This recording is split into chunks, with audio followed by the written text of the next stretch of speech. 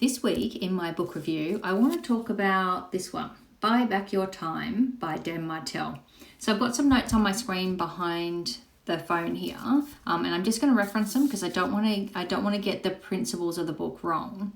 But this book has been really big for me. So it has really changed how I think about delegating, how I think about bringing in people to help me do the work I do. So as I get more busy, I need the right kind of help to deliver the right kind of tasks so that I'm using my time in the best way possible. So look, you're going to read this book because as a small business owner, you're going to be juggling all the different things you need to do, wearing all those different hats. And this book helps you to stop being the bottleneck in your business. So that's kind of why I started reading it. There's lots of different strategies in this book. So I think there were like 5 or 6 different strategies, but there were 2 key strategies that really stuck with me. The first one is you don't hire to grow your business, you hire to buy back your time. And if you think about that, it makes so much sense.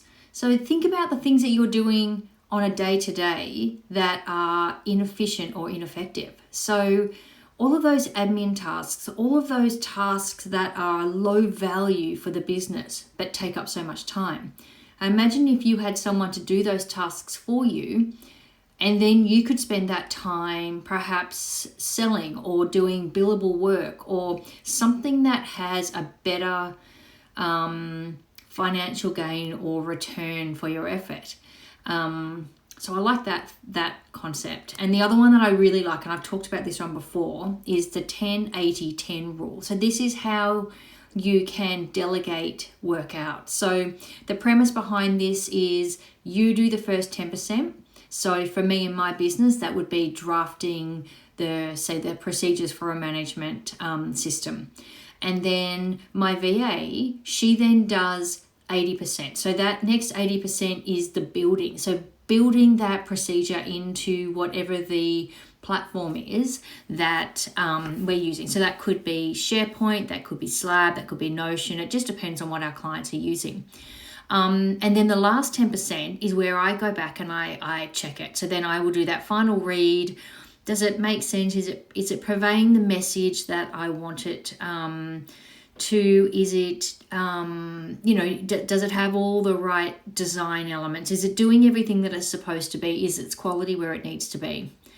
And so this is a really great way of doing the doing in a much more efficient way for me. And since I've implemented this, as well as the principles of that focused time in the morning that we got from the one thing, I am much more productive. So I have a schedule. So every working period on every day, I have things that have to get done. And so if that is the service delivery side, I use that time to write the procedures, which I then provide to my VA, who then builds it into the system. So this productivity, I can't tell you how many hours it saved me. I want to say it's probably saving me an hour and a half to 2 hours for each procedure. And for an integrated management system, there's 26 procedures. I've got 4 clients doing integrated management systems. So there's over 100 procedures there that need to be written and built, reviewed, and then supported. So you can imagine how quickly my time is going to be freed up if I only have to do 20% of that work. So this is why I think it's really, really good.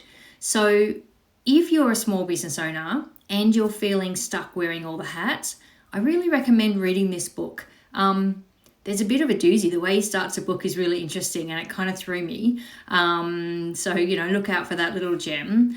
But you should come away with some strategies that stick. So, not every book's, you're not going to get every single concept in every book. But if you get one good concept that you can apply out of every book you read, then I think you're on a good journey. So this week, grab Buy Back Your Time by Dan Martell and have a really good read.